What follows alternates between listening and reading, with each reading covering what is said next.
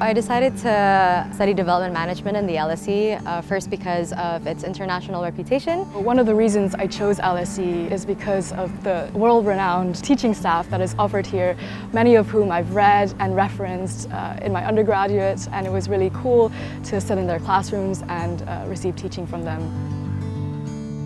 What we've managed to do is assemble some of the world's leading experts across economics, political science, sociology, and anthropology.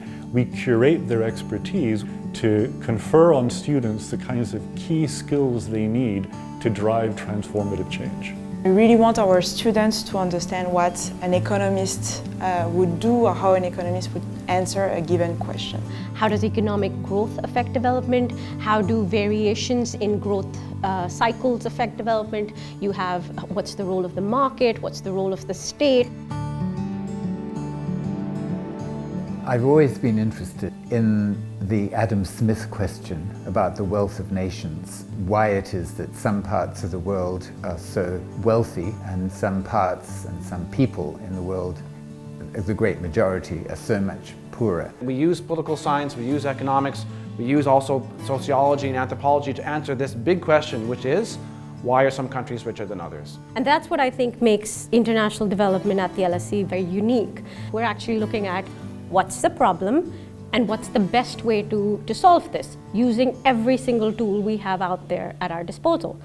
So a real highlight of my program has been the consultancy project. The project is a team exercise that students do in groups, typically of 4, where they fulfill terms of reference set by an external client. They then interact with those clients over 6 or 8 months and deliver a real project that then gets implemented by the client. We worked with the International Labour Organization on creating a framework for meaningful youth engagement and youth employment, and we did project evaluations for the ILO and projects in Africa.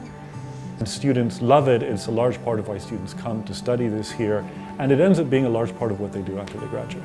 The highlight of the course for me, besides the good professors and besides the excellent courses, was sharing classroom with really nice people from all around the world. It gives an amazing diversity in the discussion we can have in classes. This past year I taught my course, had 48 students from 30 countries.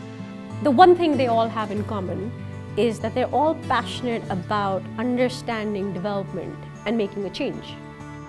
Just the name LSE on the CV carries a lot of weight. It opens up doors for people.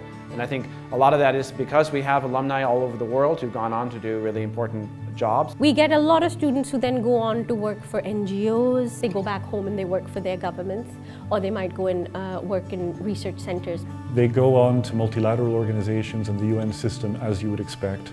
They also go on to the private sector with big international corporations like Siemens and Google. I would encourage everyone to discover London. It's a magical city. Their studies are really, really important, but enjoy the city and all it has to offer you.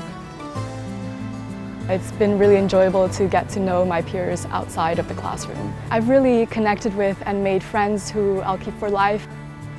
I think we've built real, long-lasting friendships that will help us in our career further on and also in our personal lives as well. For me, it's a great privilege to work in this sort of environment with my colleagues and also with the students. These are people who really want to make the world better. They don't come to development management to further their careers, they come to development management to make a change in the world, and we want to give them the tools to allow them to do that.